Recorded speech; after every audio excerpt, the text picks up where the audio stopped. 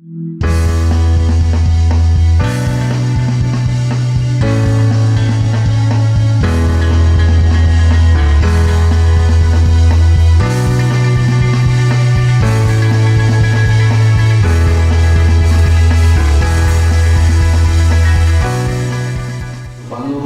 aquí en la región, sino una mirada al continente, y es por eso la presencia aquí de 5 países, incluso con eso que nos señalaba Ocelio de la urbanización extensiva, sino de la urbanización de la ruralidad, que es lo que los grandes megaproyectos han venido llevando a cabo a lo largo y ancho de Latinoamérica.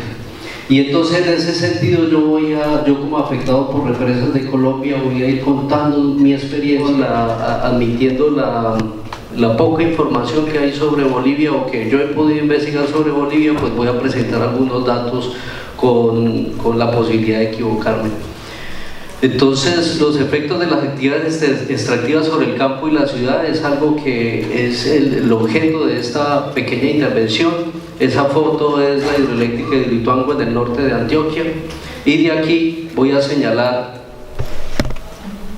algunos principios ruta de los procesos de transformación de los espacios, sean urbanos o rurales, a la luz incluso de los avances de las legislaciones constitucionales en Ecuador y en Bolivia, como es el respeto al ambiente sano, el respeto a los derechos de la madre tierra. Incluso Colombia hoy tiene un río sujeto de derechos, un río reconocido como sujeto de derechos, que es el río Atrato en el Chocó colombiano.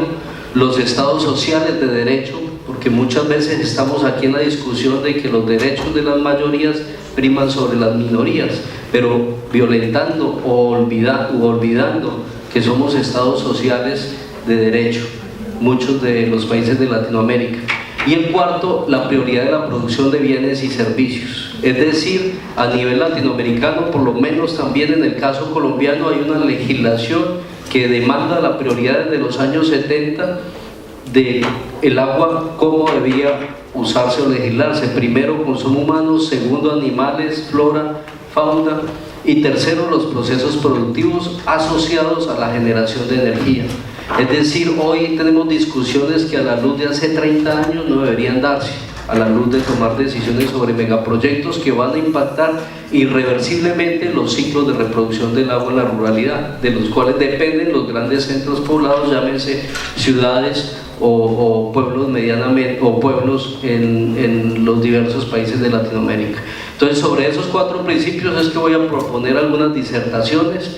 La primera pregunta con que inicio y con la cual voy a terminar e intentar responder, o por lo menos que lo respondamos en conjunto, es: esta energía que se plantea en la ruralidad, ¿es para qué y para quién? Sí. Voy a plantear 3 cosas: los megaproyectos y el desplazamiento forzado en las ciudades, porque cuando hablamos de aumento de la urbanización extensiva, creo que hay que plantear 4 interrogantes. Yo los planteo como interrogantes, planteo algunas respuestas, pero el objetivo es que ustedes, como académicos, como activistas sociales y como organizaciones sociales, también construyan parte de estas respuestas. Los megaproyectos, llámese represas, minería, grandes obras de infraestructura, por lo general van a provocar desplazamiento forzado hacia las ciudades. Y ahí, por ejemplo, entonces, ¿cuánto vale la atención de una educación moderna en la ciudad? Porque es diferente a la educación rural que se puede ofrecer en el campo, para que las ciudades den abasto. Es decir, vamos a hacer migrar campesinos, que era el ejercicio que nos ponía la primaria el primer día. Vamos a hacer migrar campesinos, indígenas, pescadores, arrieros hacia las ciudades a estudiar ¿qué? A estudiar para doctor, a estudiar para ingeniero. ¿Eso cuánto cuesta del patrimonio público? Siendo o planteando la pregunta si ese es el paradigma de desarrollo que se ha consultado y aprobado por las mayorías. Porque a grandes luces y como vía campesina internacional se propone que el paradigma de desarrollo para enfriar el planeta y para mejorar las condiciones de vida es promocionar la vida campesina. ¿Cuáles son los costos de generación de empleo en la ciudad? El otro día estábamos en una entrevista de radio y yo decía: en Antioquia más o menos $65.000 65 millones de pesos, que eso es como unos 35.000 dólares, cuesta generar un empleo urbano. Entonces, cuando construimos un megaproyecto en la ruralidad y sabemos que va a venir gente desplazada hacia la ciudad, ¿cuánto cuesta generar ese empleo? A los planificadores urbanos deben estar estas cuentas y poner en la balanza cuánto cuesta generar un empleo rural. En Colombia, por lo menos 500 dólares son suficientes para generar un empleo rural. Entonces, no solamente es pensar en ampliar el espacio, garantizar los materiales y energías, sino las dinámicas sociales que se requieren para tener una vivienda digna en las ciudades. ¿Cuáles son los costos de atención pública asociados, por ejemplo, a la migración de fauna y a la pérdida de flora? Hay la aparición o la agudización de nuevas enfermedades, leishmaniasis, malaria, chikungunya, etcétera, etcétera, y esos costos por lo general son de recurso público, las alcaldías municipales las que deben atender, no las empresas promotoras de los megaproyectos. Finalmente, ¿cuál es el costo por aparición de externalidades no previstas? Una externalidad asociada a Bolivia, la inundación que hubo recientemente, por ejemplo, de la operación de las represas en Brasil, que causaron inundaciones, pérdida de hectáreas cultivables aquí, vacas muertas, y que cuando se construyó la represa era imposible saber que esas externalidades o esos impactos iban a aparecer. A eso nos referimos con externalidades no previstas. Por ejemplo, cuando llegan estos megaproyectos y embarazan a las mujeres que no coinciden, que lo decía Ocelio cuando él pone la diapositiva y dice estupro, eso traduce violaciones. Entonces, cuando las mujeres son violentadas por los trabajadores que migran a esos centros rurales y ellas demandan una atención hacia las ciudades. Entonces, eso realmente en términos cuantitativos, ¿qué significa en términos de recurso público? Los megaproyectos y la pérdida de zonas de producción de alimentos, esto básicamente decir, en esos 5 planteamientos es que los megaproyectos ocupan vastas zonas de producción de alimentos. Entonces esos alimentos que se dejan de producir, ¿cómo se van a producir? Porque las comunidades se desplazan, pero igual siguen consumiendo alimentos. Las comunidades siguen creciendo en las ciudades o en las ruralidades. Y si vamos a cambiar el modo de producción campesina por el modo de agronegocio con maquinaria mecanizada, pues eso implica entonces otro sistema alimentario que le aporta más emisiones globales, porque acá yo he escuchado también que decimos estamos aportando pocas emisiones globales al fenómeno del cambio climático global, pero este cambio de sistema va a implicar un aumento, y un aumento asociado también a la deforestación. Estos son informaciones de la Fundación Solor, donde se demuestra cómo a lo largo de los años, entre 2001 y 2013, se ha producido la deforestación en Bolivia de 8 millones de hectáreas, un poco más. Y esa deforestación entonces se va a ver agudizada por los nuevos megaproyectos que se están planteando para la ruralidad boliviana. Y tercero, el costo público de generar empleo, ya había hablado, pero también de los otros servicios básicos, es decir, las comunidades que migran hacia las ciudades desplazadas por los megaproyectos van a demandar recursos de agua, energía, gas, servicios públicos domiciliarios. ¿Eso cuánto cuesta atenderlo? Y antes de que ustedes me hagan preguntas, yo les planteo una pregunta a ustedes como auditorio, a los bolivianos, y es: ¿ustedes qué registro tienen de poblaciones desconectadas de servicios públicos en los grandes centros poblados? ¿A cuánto ascienden? Es decir, ¿a cuánto ascienden los desconectados en Santa Cruz, en La Paz, en Sucre? Por ejemplo, en Medellín y en Bogotá es alarmante las cifras. En Bogotá hace unos años eran 250.000 familias desconectadas del servicio público de agua. En Medellín alcanzaba casi los 200.000 del servicio de la energía. Entonces, ¿cómo garantizar a todas estas gentes que van a llegar a engrosar los cordones periféricos de las ciudades, dotar de servicios básicos? Porque cuando se nos imponen estos proyectos de desarrollo, lo primero que se nos dice es que van a mejorar las condiciones de vida, y a la luz de Naciones Unidas se dice que un mejoramiento de las condiciones de vida es precisamente eso, mejorar, no empeorar. Y si no se tienen agua y energía, que son condicionantes para tener una vivienda digna, pues es imposible hablar de desarrollo. Hidroelectricidad, energía limpia, ¿qué costo? Esta es una fotografía de hace una semana es cómo se están destruyendo a lo largo del desarrollo del proyecto de Hidroituango, que es una represa de 2.400 megavatios en Antioquia. Se están destruyendo los lugares de habitación de pobladores locales. Esto es una vivienda tradicional de un barequero y fue aplastada por la tala del bosque para dar paso a la represa de Hidroituango. Entonces esto no es lejano a toda la realidad latinoamericana.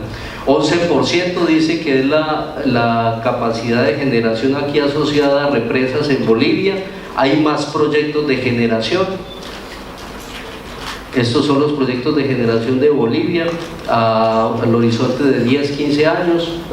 Y finalmente, entonces, decir a la realidad latinoamericana suceden cosas como estas que nos dicen: no se preocupen, en el embalse La Miel en Colombia vamos a dejar un caudal ecológico. Esto después de una gran represa en el occidente colombiano.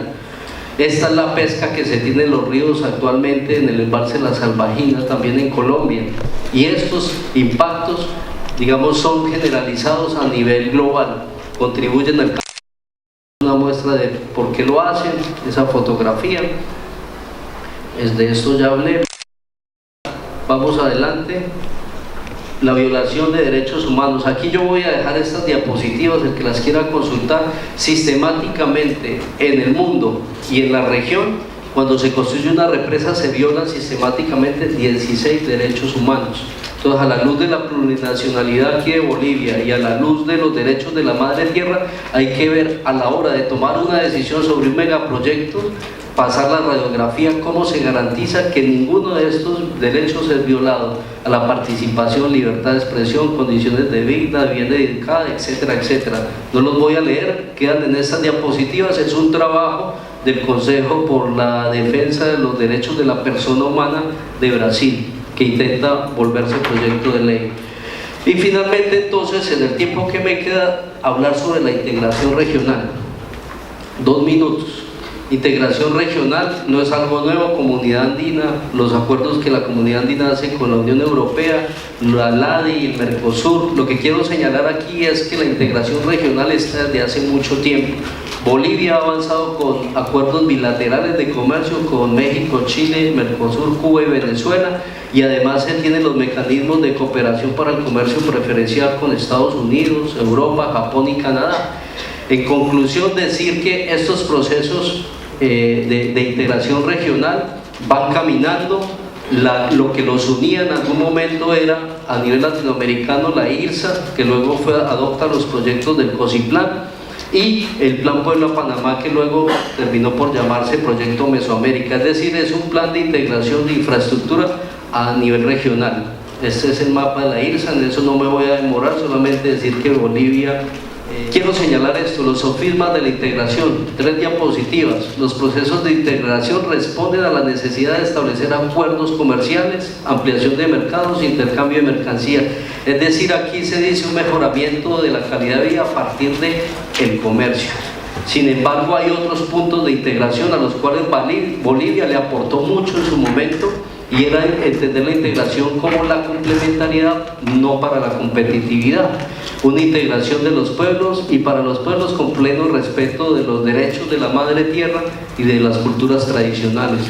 Es así que el desafío de la integración es, para muchos de los gobiernos progresistas de la región, es, a la vez que se habla de integración, se cae del error de apelar a los modelos de desarrollo convencionales de base extractivista. Y esto lo vemos a lo largo y ancho de Latinoamérica, creyendo que la competencia en los mercados globales y las disputas fronterizas por los recursos naturales es la solución. Aquí dejo entre paréntesis: nosotros preferimos no hablar de recursos naturales porque es un enfoque económico de Occidente. Preferimos hablar de bienes comunes naturales. Entonces, ¿energía para qué y a qué costo? Es claro que ese costo que nosotros estamos dejando con estos megaproyectos los estamos asumiendo las comunidades locales, y por supuesto también las grandes ciudades, porque entramos en competencia por recursos de servicios públicos, pero también por el aumento del costo de vida. Finalmente aquí dejo como señas lo que a la región nos ha llamado la atención y es la importancia que ha cobrado en Bolivia el desarrollo energético, la reciente creación, digo reciente porque es el ministerio más nuevo de la región que se crea, que es el Ministerio de Energía aquí en Bolivia. Y allí entonces vemos como en esta última nota de prensa se anunciaba el comienzo de la transmisión entre Bolivia y Argentina. Es decir, el comercio internacional de energía también es uno de los focos o de los objetivos que está persiguiendo el desarrollo energético boliviano. Igual que en el caso colombiano se nos dice, y lo pongo como pregunta para que podamos debatir y dialogar, se nos dice, se necesita Hidroituango, Salvajina, Hidrosogamoso para dotar la capacidad de energía que necesita el pueblo colombiano. Pero lo que hemos constatado con los años es que todos esos proyectos están orientados hacia la exportación de energía y hacia la explotación de minerales, hierro, níquel, ferroníquel, que luego también son exportados. O sea que al final todos esos proyectos que pagamos con creces las comunidades afectadas no son para mejorar nuestras condiciones de vida ni tampoco para satisfacer las necesidades de energía nuestras. Entonces ese mismo argumento está poniendo el gobierno boliviano cuando dice convertirse en el centro energético de la región sudamericana. Entonces hay que debatir sobre esto. Ríos vivos, pueblos vivos, es en lo que creemos. La foto anterior donde decíamos tienda al progreso es lo que ha dejado precisamente el progreso prometido por la mina del Cerrejón a las comunidades guayú en el norte de Colombia. Aguas para la vida, no para la muerte.